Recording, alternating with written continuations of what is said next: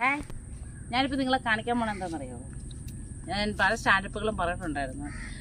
ഞാൻ ചേട്ടായുടെ കൂടെ വന്ന സമയത്ത് വന്ന് നിന്ന സമയത്ത് എൻ്റെ കെട്ടിയൊരു തുമ്പിയെ പിടിച്ചൊരു കഥ പറഞ്ഞിട്ടുണ്ടായിരുന്നു. ആ സ്ഥലവും പരിസരമാണ് നിങ്ങളെ കാണിക്കും കേട്ടോ.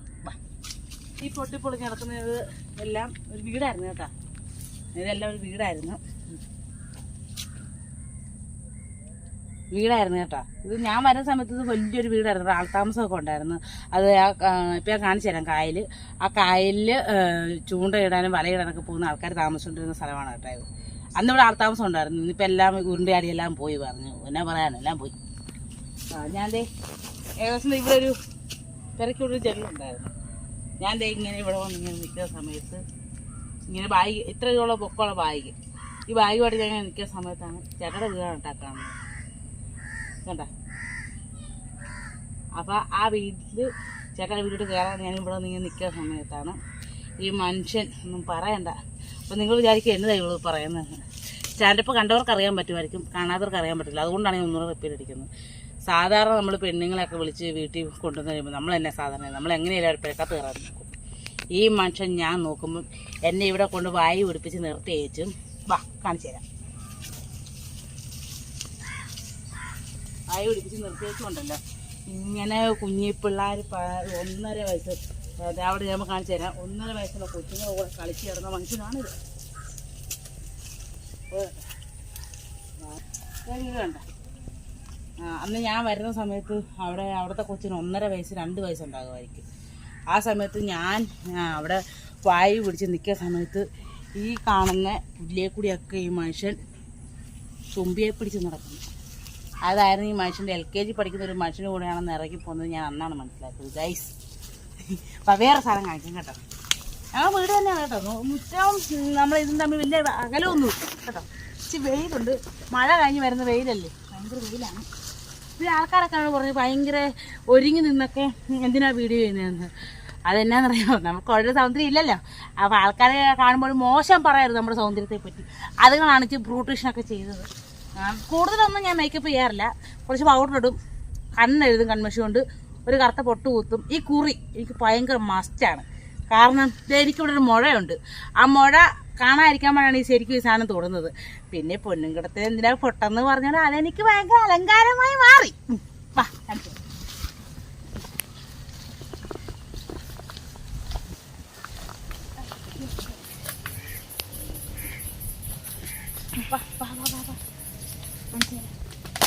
അമ്മേ, ഇത് കണ്ടോ ഗൈസ്, ഈ ചെടിയില്ല, ഈ മരത്തിന് പ്രത്യേകത എന്നാന്ന് വെച്ചതുണ്ട്. ഇതിന്റെ ഉപ്പത്താന്നാണ് പറയുന്നത്. ഇത് കായൽ ഏരിയയിൽ മാത്രം ഉണ്ടാകുന്ന ഒരു സാധനം. കായൽ എറമ്പത്തൂടെ ഉണ്ടാകുന്നത്.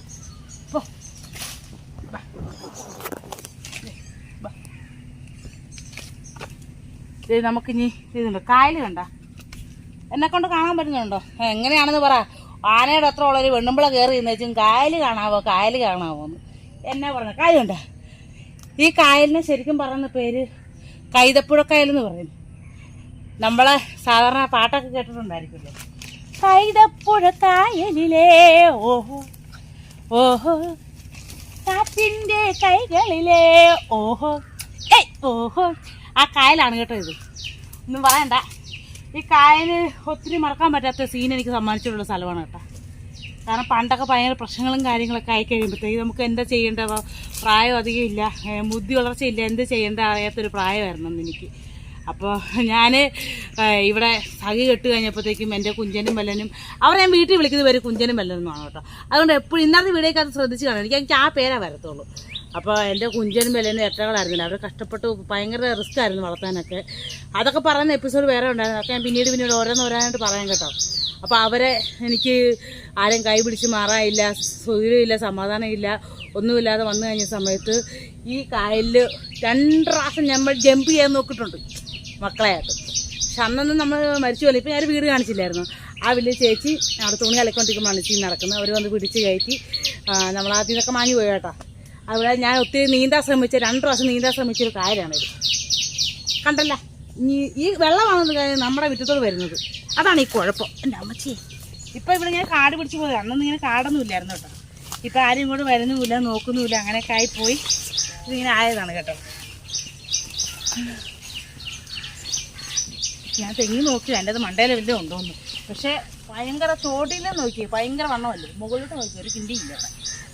വെറുതെ പറ്റിക്കലാണ്, തെങ്ങാണേലും ഭയങ്കര പറ്റിക്കല. ഒന്നും പറയണ്ട. എന്നാന്നറിയാവോ, ഞാൻ എൻ്റെ മക്കളെ ഞാൻ സ്റ്റാൻഡപ്പിൽ പറഞ്ഞിട്ടുള്ള ആണ് ഒന്നുകൂടെ ഞാൻ പറയാണ്. എൻ്റെ മക്കളെ ഞാൻ ഒരു 7-8 മാസം ഗർഭിണിയായിരിക്കും സംബന്ധിച്ച് ചേട്ടാ എന്നോട് ചോദിച്ച് ഇതിനൊക്കെ വല്ല ആഗ്രഹങ്ങളൊക്കെ ഉണ്ടാ പെണ്ണയെന്ന്. നമ്മൾ തിന്നാനും കുടിക്കാനൊന്നും പറഞ്ഞില്ല. ഞാൻ പറഞ്ഞു എൻ്റെ ചേട്ടാ എനിക്ക് ബീച്ചിലൊക്കെ പോകാൻ ഭയങ്കര ആഗ്രഹമാണെന്ന് ഞാനങ്ങ് പറഞ്ഞു. അങ്ങനെ ഞാനും ചേട്ടായും കൂടി നമ്മളെ മാരാരിക്കുളം ബീച്ചിൽ കാണാൻ പോയി. അവിടെ ചെന്ന് ഒന്നാമത്തെ കാര്യം ഇങ്ങനെ വയറ് നീങ്ങി ഇരിക്കുന്നതുകൊണ്ട് എനിക്ക് അങ്ങ് നിൽക്കാനും വല്ല ഇരിക്കാനും രണ്ടെണ്ണം വല്ല വയറ്റിക്കൊക്കെ നീങ്ങി തുള്ളിച്ചാടണത്. അപ്പം ഞാൻ സൈഡ് അങ്ങ് ഒതുങ്ങി ഇരിക്കുന്ന സമയത്ത് ഈ മനുഷ്യൻ ഓടി അങ്ങോട്ട് വെള്ളത്തിൽ കളി ചാടി വെച്ചും ഭയങ്കര കുളിയായിട്ട് എന്നെ കളിയാക്കോ കിടന്നുകൊണ്ട്. നിനക്ക് ഞങ്ങൾക്ക് പറ്റിയടി എന്നെ നീ പറഞ്ഞു കൊഞ്ഞിനെ കുത്തും ഭയങ്കര ഷോയും വെള്ളത്തിൽ ഡൈവ് ചെയ്ത് ഭയങ്കര പരിപാടി. ഈ സമയത്ത് വെള്ളത്തിലോട്ട് ചാടിയപ്പോൾ തന്നെ ഈ മനുഷ്യൻ്റെ അറിയാതെ തന്നെ ഒരു ചെറിയൊരു ഞണ്ട് വന്ന് മുണ്ടിനകത്തോട്ട് കയറിയായിരുന്നു. ഈ മനുഷ്യൻ അന്ന് കണ്ടുപോലെ കേട്ടുപോലെ ഒന്നും അറിഞ്ഞില്ല. അതിൽ എന്നെ കളിയാക്കാനുള്ള ധൃതിയാണല്ലോ കൊണകൊണാന്ന് പറഞ്ഞോണ്ട്. അങ്ങനെ പോയി കുറച്ചു നേരം കഴിഞ്ഞപ്പോഴത്തേക്കും വെള്ളത്തിൽ നിന്നൊരു ഡൈവിങ്. ഇതിൻ്റെ വല്ല കാര്യം ഈ മനുഷ്യനുണ്ടോ? മര്യാദക്കവളും കുത്തിയിരുന്നാൽ പോരെ. ഒരൊറ്റ ഡൈവിങ്, ആ ഒരൊറ്റ ഡൈവിങ് ഓർക്കുന്നുള്ളൂ. ഈ മുണ്ടിനകത്ത് ഇരിക്കുക ഞണ്ടിരിക്കുവാണല്ലോ. അതിന് അങ്ങ് ഭയങ്കര ഇറിറ്റേറ്റായിപ്പോയി ഈ സംഭവം ഇങ്ങനെ തുള്ളിച്ചടിയത്. പുള്ളി ആളൊന്നും ഒഴിയാത്ത സ്ഥലമാണെന്നോർത്ത് കയറി ഇരുന്നതല്ലേ. അപ്പോഴല്ലേ ഈ കിടന്നോണ്ട് മേളം വെക്കുന്നത്. അപ്പം അതങ്ങ് കയറി കടിച്ച് എന്നാ പറയാനാ. അങ്ങനെ കടിയൊക്കെ കൊണ്ട് ഒരു 3-4 ദിവസം മര്യാദക്ക് മുണ്ട് കൊടുക്കാൻ മേലാതെ നടന്നു പുള്ളി. ഇങ്ങനെ മണിച്ചിത്രത്തല്ല പപ്പു നടക്കും പോലെ ഇങ്ങനെ നടപ്പുണ്ട്. അത് കാണേണ്ടതായിരുന്നു. ഞാൻ മാത്രം അത് കാണാൻ യോഗം ഉണ്ടായുള്ളൂ. എന്നെ പറയാന്. പിന്നെ നമ്മുടെ ചാനൽ ആരെങ്കിലും സബ്സ്ക്രൈബ് ചെയ്യാത്തവരുണ്ടെങ്കിൽ ഒന്ന് സബ്സ്ക്രൈബ് ചെയ്തേക്കണേ. ലൈക്ക് അടിക്കണം, കമന്റ് അടിക്കണം, ബെല്ലൈക്കൻ അടിച്ചേക്കണേ. Thank you.